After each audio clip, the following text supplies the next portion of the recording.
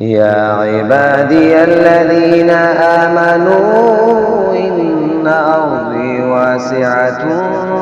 فإياي فاعبدون كل نفس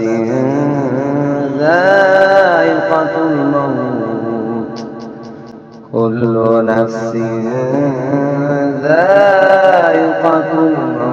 ثم إلينا ترجعون والذين آمنوا وعملوا الصالحات لنبوئنهم من الجنة غرفا تجري من تحتها الأنهار خالدين فيها نعم أجر العاملين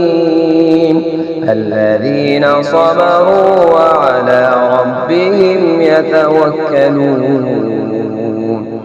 وكأين من دابة لا تحمل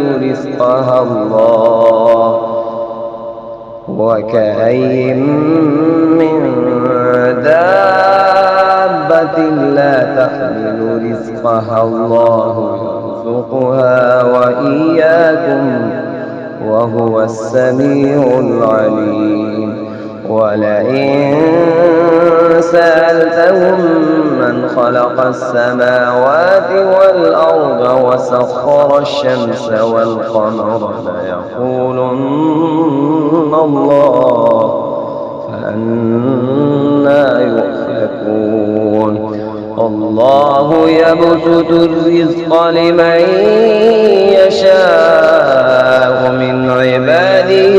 ويقدر له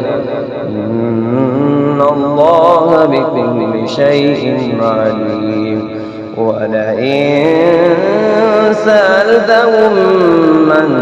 نزل من السماء ماء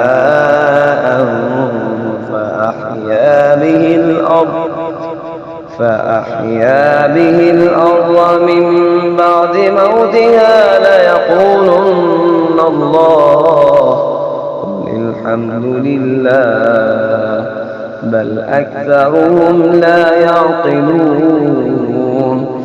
بل أكثرهم لا يعقلون وما هذه الحياة الدنيا إلا لهو ولعب وإن